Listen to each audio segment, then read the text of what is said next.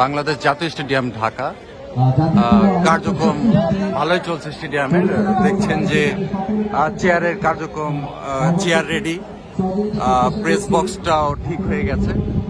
খুব আশাবাদী যে জুনে সিঙ্গাপুরের বিপক্ষে ম্যাচটি এই মাঠেই অনুষ্ঠিত হবে। 10 জুন বাংলাদেশ এবং সিঙ্গাপুরের ম্যাচটি এশিয়ান কোয়ালিফায়ারের ম্যাচ, এবং আমরা দেখছি যে মাঠের ঘাসও খুব সুন্দর হয়ে গিয়েছে এবং এই স্টেডিয়ামটি রেডি রয়েছে। এবং বাংলাদেশ প্রথম ম্যাচে এশিয়ান কোয়ালিফায়ারের প্রথম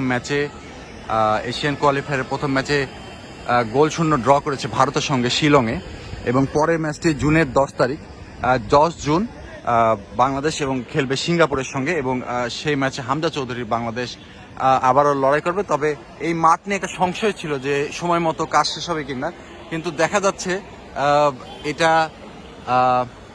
কেবল এপ্রিল, এবং এপ্রিলে মোটামুটি রেডি হয়ে গিয়েছে, এবং এপ্রিলের পরে মে মাস রয়েছে, পুরো মাসটাই রয়েছে। এবং আমি দেখছি অ্যাথলেটিক্স ট্র্যাক অনেক আগে ঠিক হয়ে গেছে, কিন্তু ফুটবল মাঠটি রেডি হয়ে গিয়েছে, এবং প্রেস বক্সে চেয়ার বসে গেছে। এগুলো সবকিছু সংস্কার করা হয়েছে, এবং দীর্ঘদিন পর বাংলাদেশ ন্যাশনাল স্টেডিয়াম এখানে ফুটবল ম্যাচটি অনুষ্ঠিত হবে, এবং সিঙ্গাপুরের সাথে বাংলাদেশ খেলবে, যেখানে হামজা চৌধুরী থাকবেন। এবং অনেকে আশা করছেন যে ওই ম্যাচে হয়তো ফাহামিদুলকে, যিনি তরুণ তুর্কি, এবং ফাহামিদুলকেও ওই ম্যাচে পাওয়া যেতে পারে।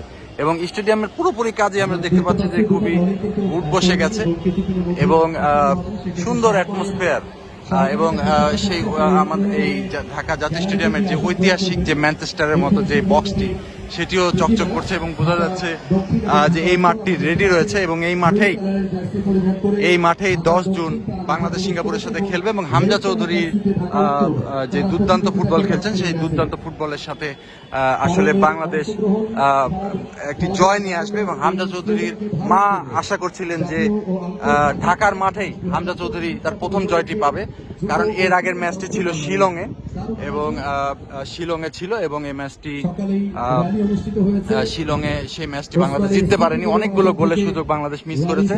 তবে আমরা আশাবাদী যে